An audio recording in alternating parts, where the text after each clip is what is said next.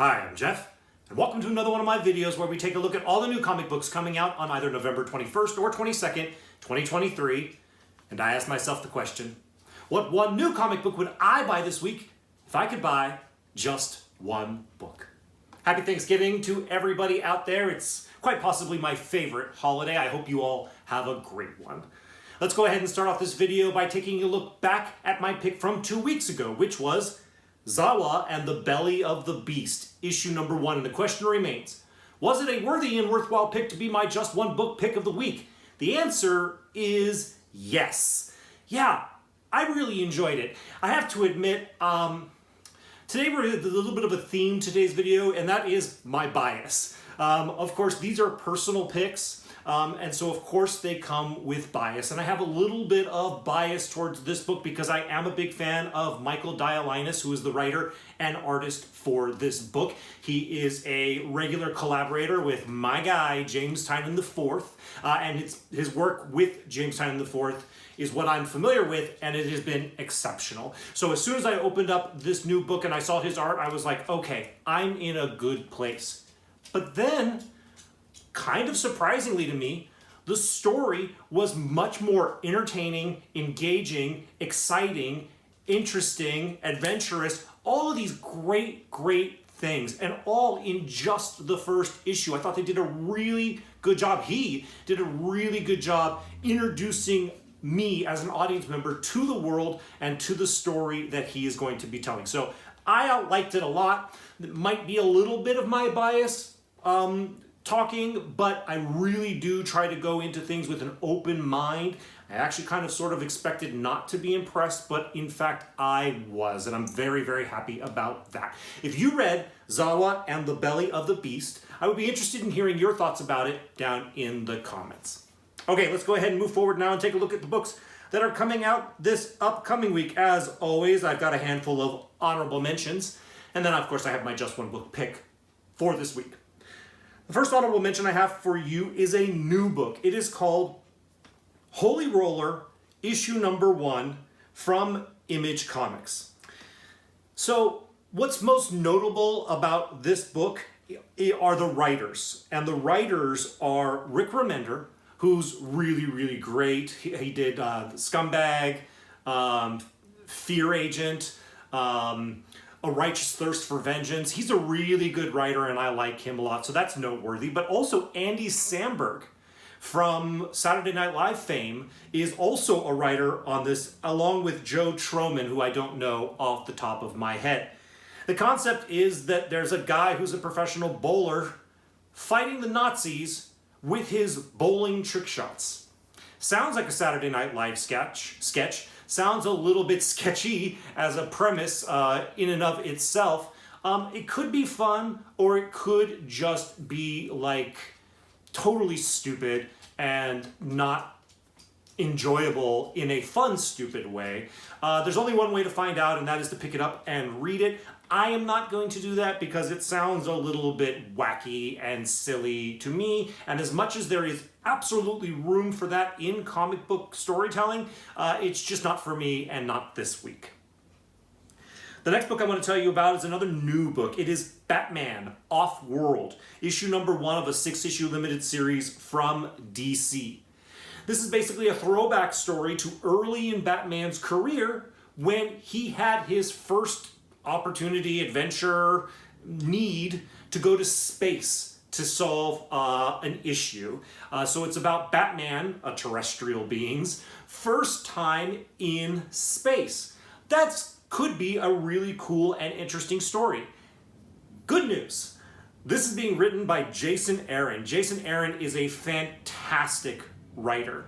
So it's not real. I don't think there's really any kind of like spec potential there. It could just be a really cool, exciting, interesting, fun Batman story. And all of those things appeal to me. If I bought every comic book I was interested in, I would absolutely pick this one up, but I'm not going to just because I'm trying to save space and money in my comic book collection. The next book I want to tell you about is another new book. It is Carnage, issue number 1 from Marvel Comics. Basically, this is a new Carnage ongoing that allegedly is going to lead to things to come in the world of symbiotes. So, if you're a big Carnage fan, or if you're just a big fan of symbiotes in general, you might consider picking up this Carnage series. It feels like a limited series, but they don't mention anything about a limited number in this description here. The next book I want to tell you about is another new book. It is Daredevil Black Armor, issue number 1 from Marvel Comics. This is a throwback story, similar kind of to the Batman thing. There's a few of those. This is the second one of these this week.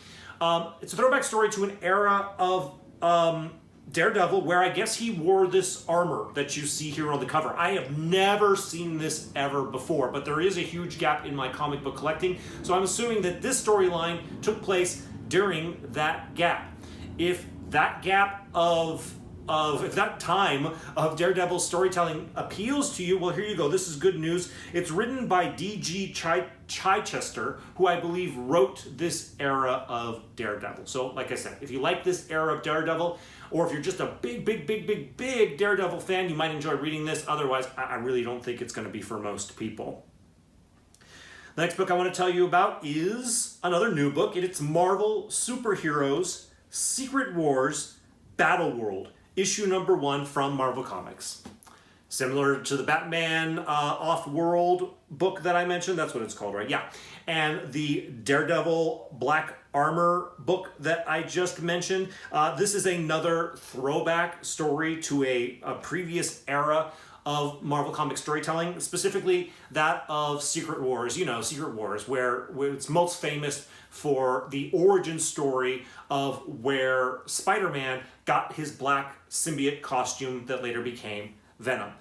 Great stories, great storytelling, great era of Marvel Comics. If you're a fan of the Secret Wars storyline, you might consider checking this out. Now, it does say that this story has missing characters.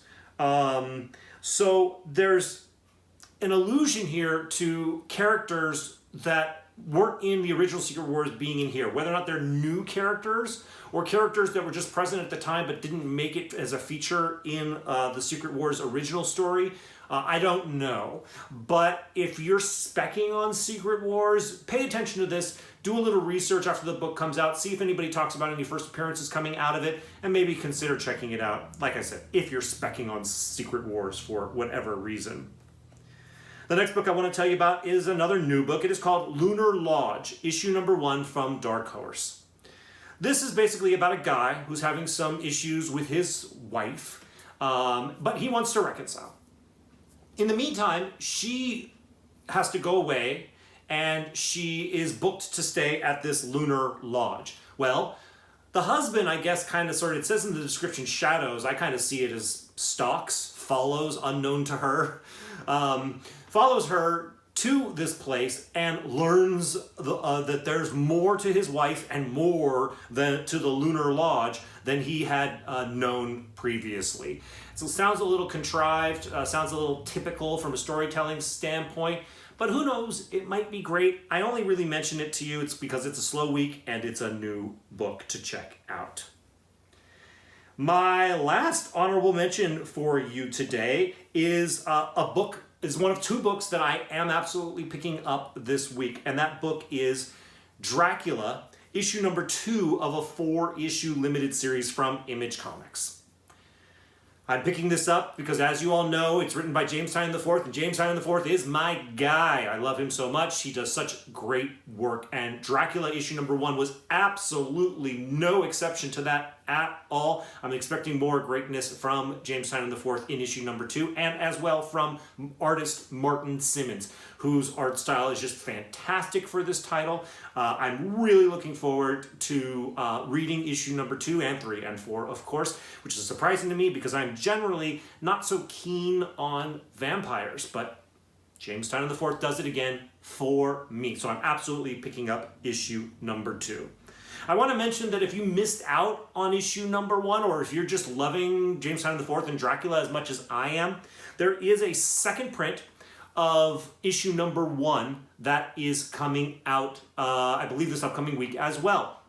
The cover art for it is super fantastic. So if you're just looking to collect more of this Dracula title, or if you missed issue number 1 and you want to pick up an issue and you just love this cover art, here's an opportunity for you to get issue number 1. And then there's another opportunity to get issue number 1 as well as issue number 2 with Local Comic Shop Day. There's this version of issue number 1 for Local Comic Shop Day, and this version of issue number 2 for Local Comic Shop Day. I don't know if that issue number 1 is considered a first print or a second print, but what is cool about it is that they connect like this. And I think it's a really cool connecting cover that I like a lot, that I'm absolutely going to be picking up. So if you're looking, once again, for more Dracula to pick up, or if you just want to pick up issues number 1 and 2 and you want a cool connecting cover version of that, check out the Local Comic Shop Day books coming up. I forget the exact date, but it's very, very, very soon. It might be this upcoming weekend after Thanksgiving.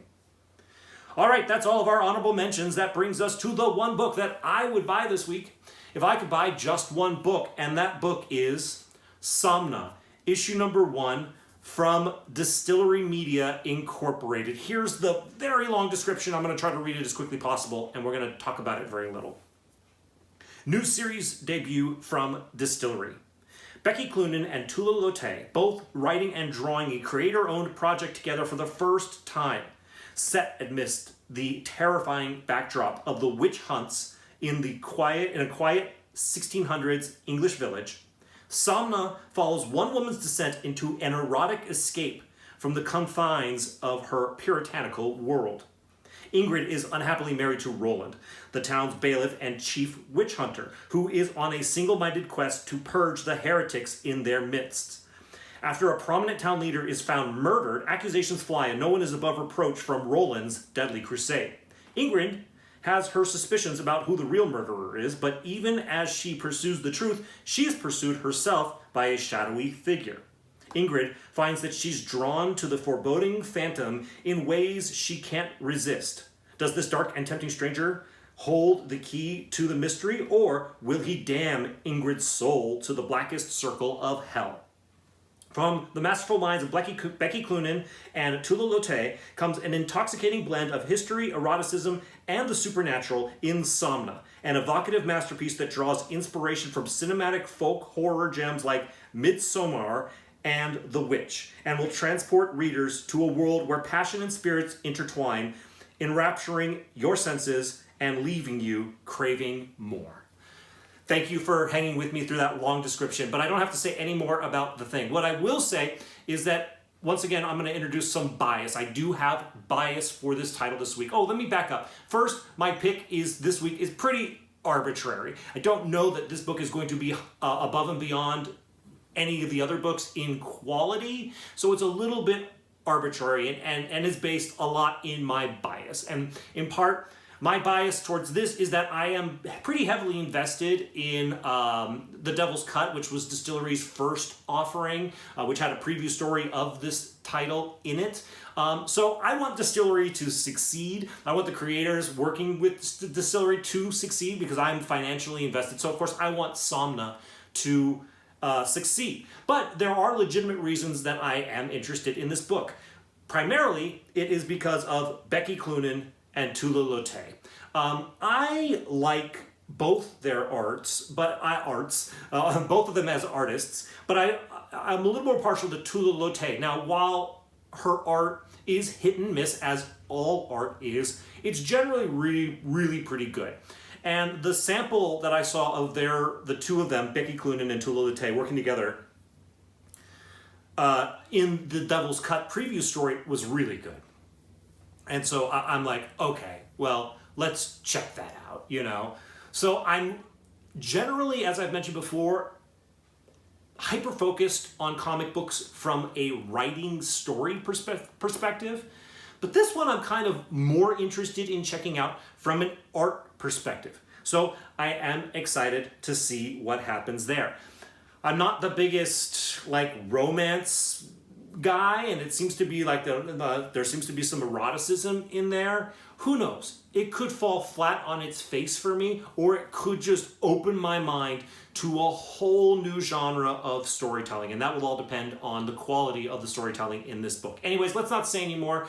These are the reasons why I am interested in this book this week and have elected to make it my Just One Book pick for the week. All right, that's it. Thank you so much. If you like this content, likes are really appreciated by me. I can't stress that enough, so please hit that like button. And if you haven't already subscribed, I invite you to do so right now. Make sure you hit that notification button. Thank you all once again for watching this video. I'll see you in the next one.